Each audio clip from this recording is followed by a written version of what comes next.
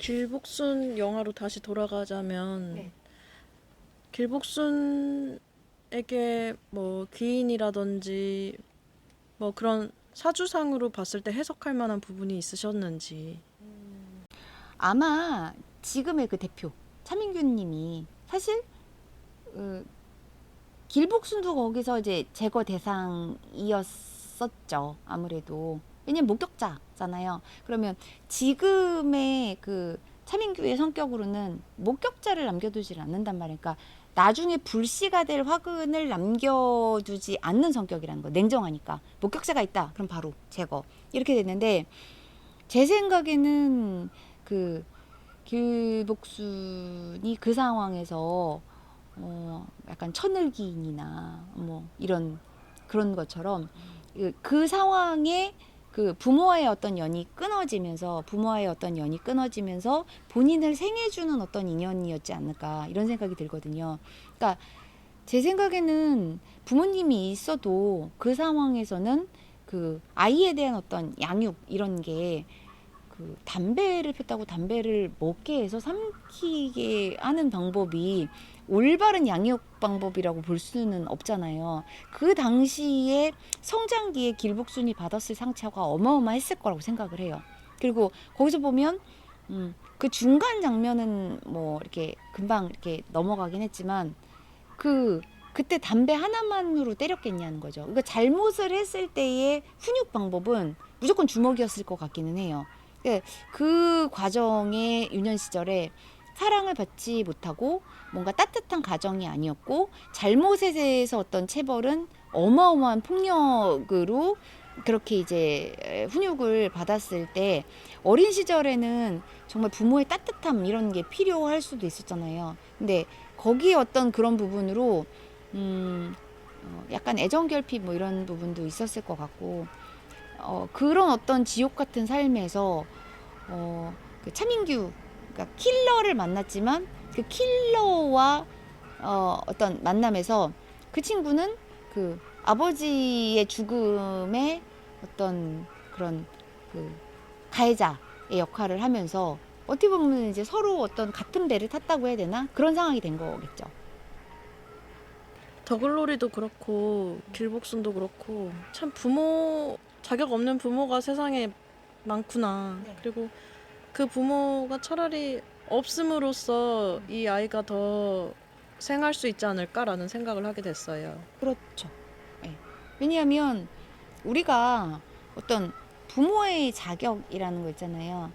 그러니까 어찌 보면 어떤 남자와 여자가 이렇게 한 남자와 한 여자가 만나서 우리가 좋은 부모가 되기 위해서 뭐 결혼을 하자 이런 게 아닌 경우도 있단 말이에요. 어찌 보면 아이들을 키우는 어떤 이런 부분은 사실은 굉장히 조심하고 또 섬세하고 그 아이들의 어떤 정서가 성장될 때 영향을 미칠 수가 있기 때문에 사실은 함부로 행동을 하게 되면 그게 직결로 이렇게 영향을 미칠 수가 있거든요. 그러니까 지금은 굉장히 그런 부분이 어른들이 그 아이들에 대한 인권을 생각하신 적이 있으셨다면, 그러니까 인권을 생각하고 이렇게 키우시잖아요. 근데 과거에는 맞으면서 키운 세대가 있어요. 예, 저희는 어렸을 때 학교에서 선생님이 물리적인 체벌을 하는 부분에 대해서 당연하다고 여겼고, 그렇게 물리적으로 요즘에 그 더 글로리 때문에 선생님한테 뭐 폭행을 당하거나 학교에서 이제 그 선생님의 폭행에 대해서 이렇게 오픈하시는 분들이 있으시잖아요. 근데 과거에는 체벌이 항상 정당화되었다는 거죠. 스승은 제자를 올바른 방향으로 가르치기 위해서 이 아이를 올바른 방향으로 가르치기 위해서 어쩔 수 없이 물리적인 어떤 체벌을 했다. 그게 이제 뭐 행동 교정이라든지 행동 수정에 위해서 바른 길을 이끌기 위해서. 근데 저는 그게 왜 때리는 거냐는 거죠. 그러니까 약간의 어떤 체벌을 긴장을 시키기 위해서 때렸다는 거잖아요. 근데 그런 거 말고도 충분히 아이들을 그 올바르게 훈육할 수 있는 방법도 여러 가지가 있었을 텐데, 제 생각에는 그렇기 때문에, 그러니까 부모님도 마찬가지라고 생각을 해요. 아이가 잘못된 행동을 했었을 때 그게 맞아야 될 이유다라고 생각하시면서 체벌을 하시는 경우도 있죠.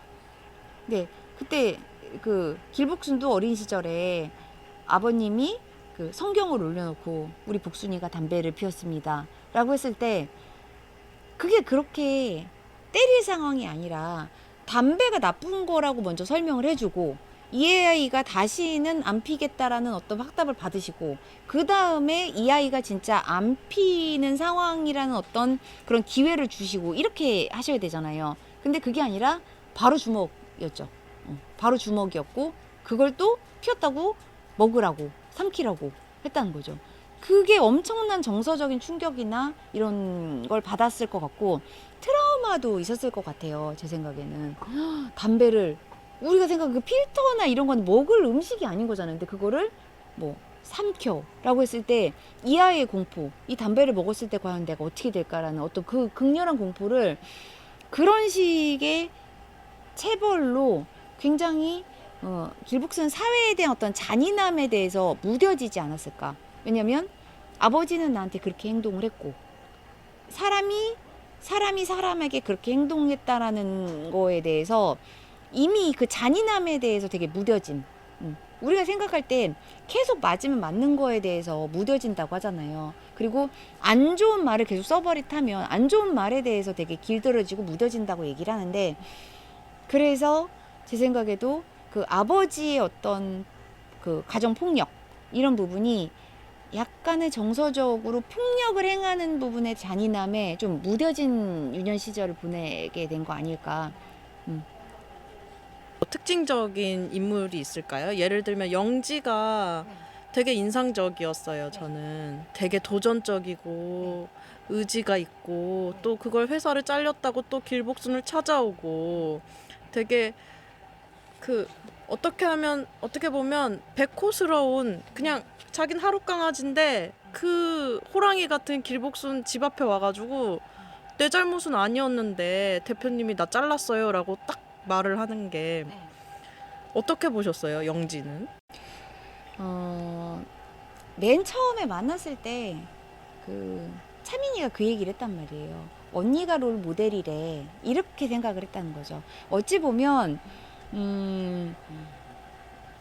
그 영지에게는 하나의 어떤 목표일 수도 있다는 거죠. 우리가 닮고 싶은 그 롤 모델이 있을 거 아니에요. 근데 특히나 어린 학생들한테는 자기가 존경하는 대상, 꿈꾸는 이상형, 뭐 이런 부분이 있잖아요. 그래서 이미 길복수는 그 자체로 완벽한 존재고 내 인생에 저 사람처럼 되고 싶다라는 어떤 밑바닥이 자리 잡았을 수가 있죠.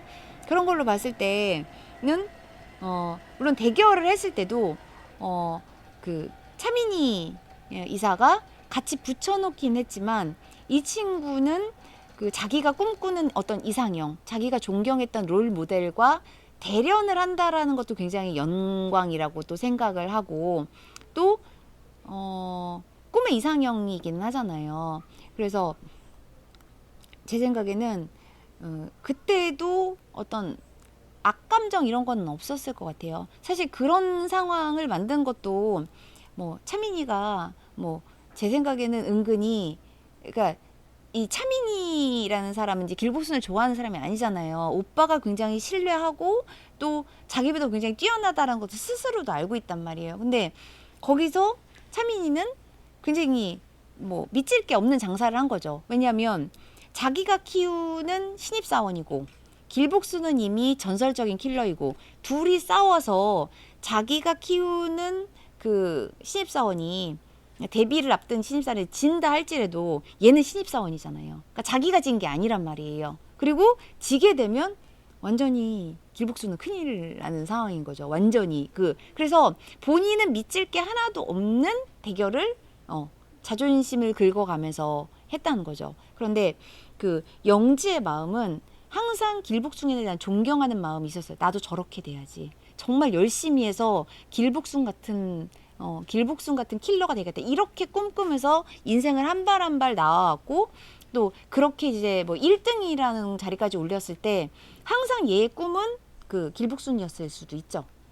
그렇기 때문에 나중에 회사를 잘리더라도 이제 그 잘린 이유가 사실은 처음으로 그 회사에서 이제 대표한테 거짓말을 했다는 거죠. 실수가 아니었잖아요. 그러니까 나중에 실수가 아니었는데 실수였다라고 길복순을 덮어주는 행위를 했단 말이에요. 그게 의리일 수도 있고 길복순에 대한 어떤 뭐 애정이라든지 존경 뭐 이런 부분이 있었을 수도 있죠. 그래서 이 거대한 회사에 그렇게 신입사원으로 뭐 이렇게 넘버원, 그러니까 그 탑으로 올라가는 것도 굉장히 힘들었겠지만 지금까지 올라가게 하는 본인의 어떤 올라가는 내부의 에너지는 그 길복순을 바라보면서 저렇게 되겠다. 뭐 이렇게 생각하고 올라온 상황인데 그래서 나중에 이제 거짓말을 하고 물론 들통나고 보니까지 위험하겠지만 거짓말을 하는 게 이제 실패를 했으니까 당연히 이제 MK에서 본인이 잘리고 길복순을 찾아갔잖아요. 그리고 나중에 이제 다른 사람들을 만났을 때도 대부분의 사람들이 이제 그 차민희 2인자가 이제 제거를 하는 조건으로 달콤하게 뭐 우리 MK의 A급이 되겠다 이런 어떤 제거를 하라는 어떤 제안, 달콤한 제안을 했을 때 사람들이 그렇게 그동안 그러니까 그걸 보면 이제 사람들이 덧없음을 느낄 수가 있다는 거죠. 왜냐면 과거에 우리 뭐 선배님 존경합니다. 저도 언제쯤이면 9시 뉴스에 나올까요? 하면서 과거의 킬러들이겠지만 서로의 어떤 친밀감이나 의리가 존재를 했단 말이죠. 그런데 차민희가 굉장히 권력자가 달콤한 제안을 했죠. 길복순을 뭐 제거를 하게 되면 MK에 뭐 이렇게 굉장히 좋은 조건으로 영입을 하겠다. 사람들은 욕망 앞에 지금까지 친했고 자기들한테 따뜻하게 대해줬던 길복순한테 칼을 겨눈다는 거죠. 그래서 제 생각에는 욕망이 사람의 관계에 금을 가게 하는 굉장히 위험한 상황이라고 생각을 해요. 그 욕망이. 이게 잔인함 속으로만 중점이 되게 되면 히트를 못할 수도 있을 거라고 생각하고요. 왜냐하면 그 킬러라는 직업을 우리는 도덕적인 관점으로 보잖아요. 사실 드라마를 너무 도덕적인 관점으로 보는 것도 저는 좀 그렇게 드라마가 이제 그 내용을 얘기를 하는 거잖아요. 근데 저희가 사주도 마찬가지거든요. 사주에 좋은 사람, 나쁜 사람이 없어요. 사실은. 그렇게 좋은 사주다, 나쁜 사주다 이렇게 말하는 것도 말이 안 된다고 생각을 하거든요. 그 사람한테는 좋은 거지만 나한테는 안 좋은 걸 수도 있고 나한테는 좋지만 그 사람한테는 좋을 수도 있잖아요. 그리고 도덕성을 사주로 얘기할 수는 없는 거거든요. 그러면 거기서 보면은 다 사람을 죽이니까 굉장히 잔인한 거고 그래서 어떤 분들은 그렇게 사람을 죽이는 킬러를 너무 마치나 직장 생활처럼 얘기를 하고 마치나 뭐 깡패, 보스 뭐 이런 부분에 대해서 굉장히 거부감이 있으신 분들 도덕적으로 잣대를 주고 이러면 그 킬러나 살인과 범죄를 너무 좀 미화했다라는 평을 받게 되면은 좀 안 좋다고 생각을 하실 수도 있지만 저는 굉장히 이 드라마를 한 번 보는 것보다 2번, 3번 봤을 때 굉장히 좋았던 것 같아요. 그리고 반전이 있어요. 반전. 예. 전도연 씨의 올해 사주로 볼 때 드라마가 히트할까요? 히트하죠. 올해 사주를 보면 이분이 뭐 이게 지금 그 맞을지는 모르겠지만 작년에 이분이 이제 편관이신데 그 일지가 이제 통관이 됐거든요. 그러니까 작년에 이분은 어떤 부와 자기 어떤 재능 이걸 동시에 가질 수 있는 운이 작년에 왔거든요. 근데 이거 다 작년에 찍은 거 아닌가요? 네. 왜냐하면 22년에 이분이 이제 편재와 편관이 왔는데 이건 통관이라고 하거든요. 그러니까 내가 갖고 있는 운과 이 새 운이 같이 있었을 때, 그러니까 그런 부분이 있는 거죠. 내가 뭐 목을 갖고 있는데 목을 생하는 뭐 어떤 그 물의 사주가 온다든지 물의 운이 온다든지 이렇게 되면 막 나무가 성장을 하니까. 근데 이분이 작년에는 또 장생에 이분 같은 경우는 작년에 본인의 어떤 재능과 또 어떤 그런 거로 인해서 당연히 영화 배우가 영화를 찍으면 당연히 그 출연료가 어마어마하게 이분이 전도연 배우 정도 되면은 이 개런티가 어마어마할 거 아니에요. 제가 보기에는 영화 제작자분들이 이 출연료가 부족해가지고 막 힘들다고 말씀을 하시는데 제작비에 그 톱 배우를 출연을 해서 섭외를 하는 비용이 엄청나다면서요. 막 상상을 초월한다고 하던데요. 그래서 우리가 드라마 같은 경우에도 뭐 그러잖아요. 뭐 회당 얼마인 분들이 있으시다고 하잖아요. 그래서 작년 같은 경우에는 이분이 본인의 어떤 능력을 발휘해서 어떤 부와 뭐 명예나 이런 부분을 할 수 있는 운이 작년에 되게 오셨어요. 그러니까 작년 운이 굉장히 좋았기 때문에 그 작년 운이 이제 올해 이어진 거죠. 네.